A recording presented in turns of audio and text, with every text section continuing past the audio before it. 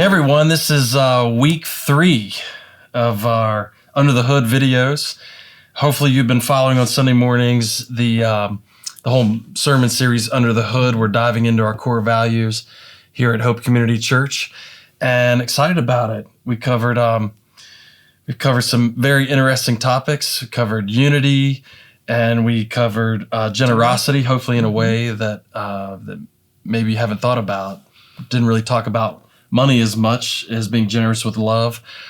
And so today we wanted to follow up and talk about excellence. And excellence can mean a whole bunch of different things. I want to read to you Daniel chapter 6, verse 3. It says, Then this Daniel became distinguished above all the other high officials and satraps, because an excellent spirit was in him, and the king planned to set him over the whole kingdom. So just a little bit about that story. Daniel was in exile into Babylon, and then that nation was taken over. Daniel's in his 80s now, and he's been so good at what he does that the new ruler decided to still keep him and set him over everything. And so this is a big deal, doing your best. And we want to talk about that in the context of marriage. And what that looked like. How can you love each other with excellence? And so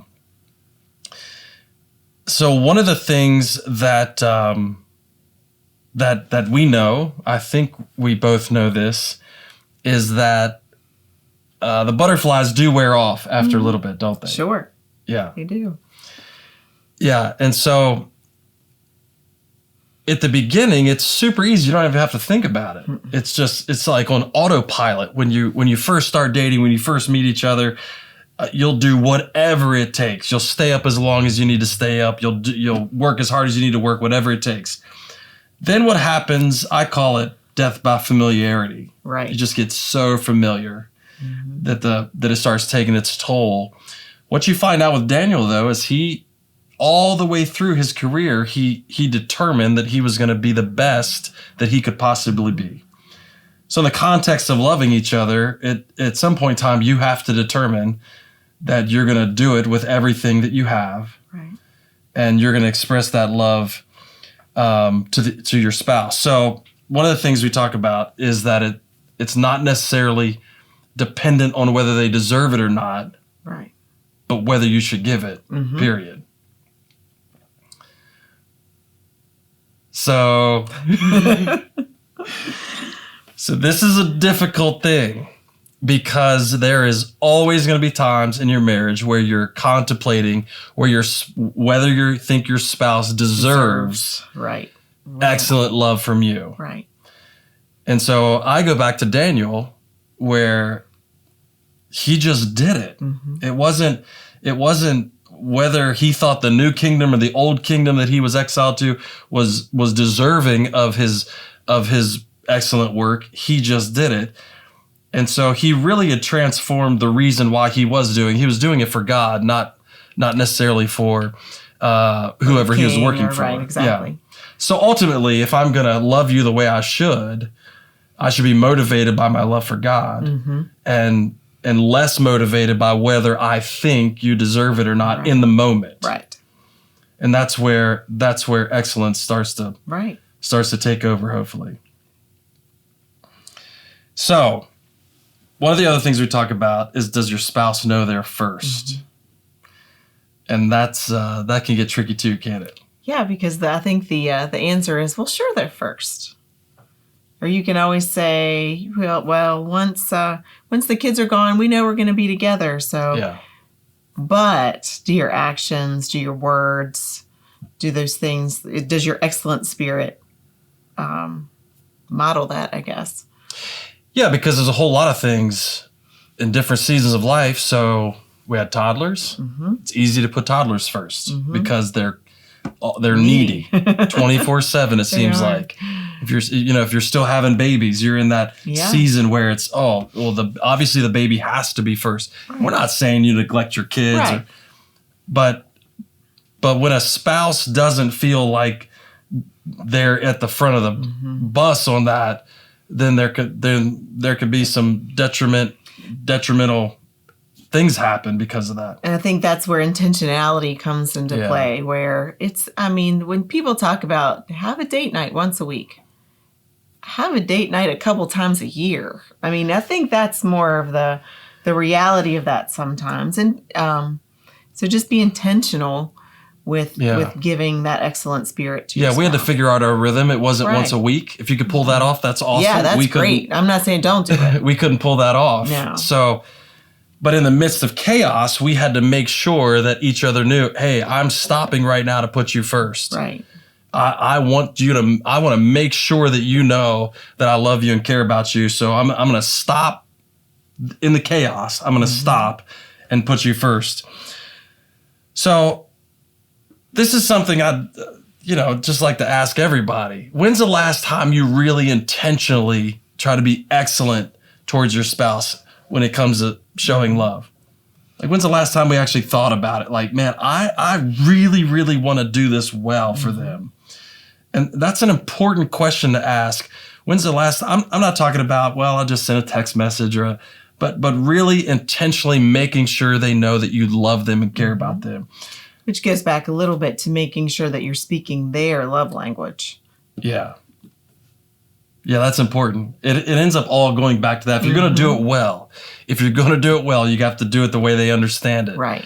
And for me, doing it well in the way she understands it, that would be okay. That was really, really good. It might not have it probably wasn't my cup of tea. Right. But if I can communicate it the way she understands it, then I'm being selfless. I'm putting you first. All those things. So here's the thing. Now don't get in the trap of doing something to receive something. But it is true. Right. It is true.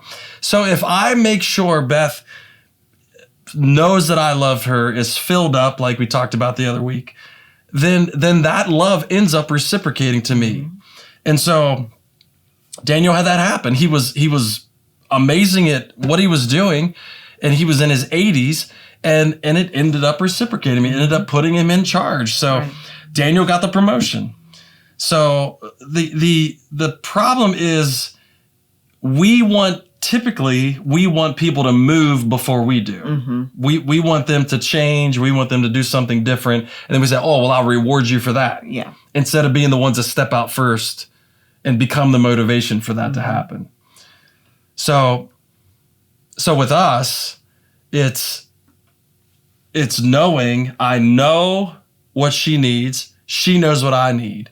And not waiting for something to happen, but saying, hey, you know what? I'm just gonna be really good at my part. I'm gonna be really good at my part. I'm gonna honor God and honor my wife with my part of this.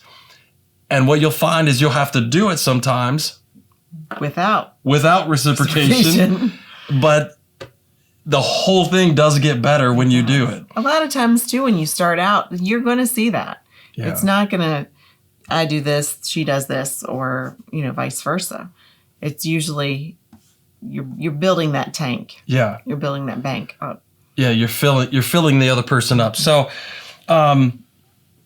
it does end up coming back around. If you want your spouse to be better, love them better. I think that's the bottom line. Right.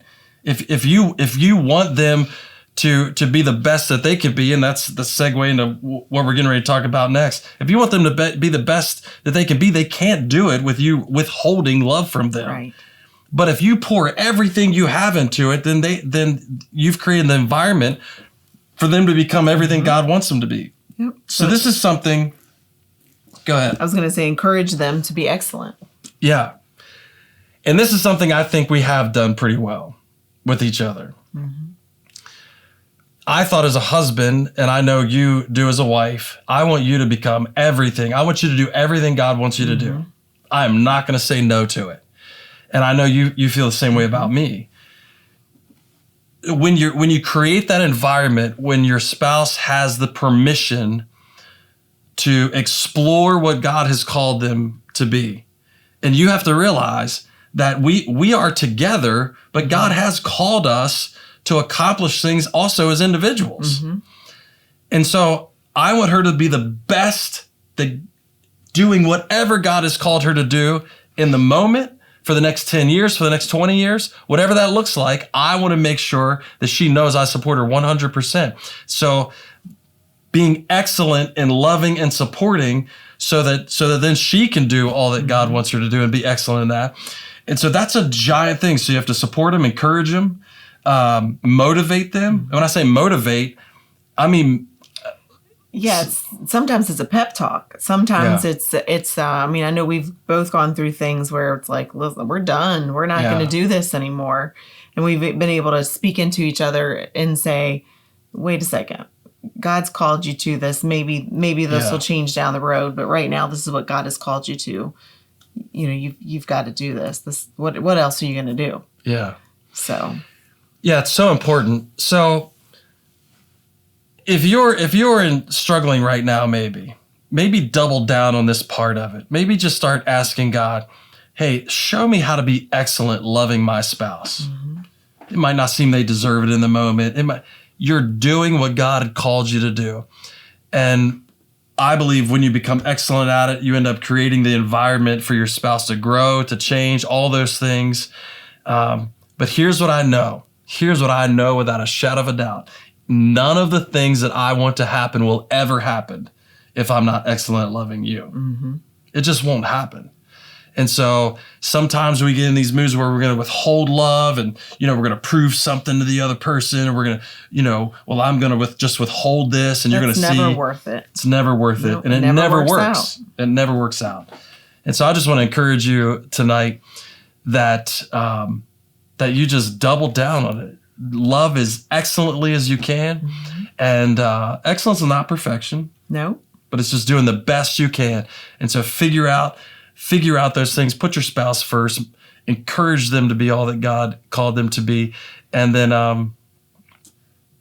it reciprocates. It really does. And so we just want to encourage you with that. And we'll see you back here next week.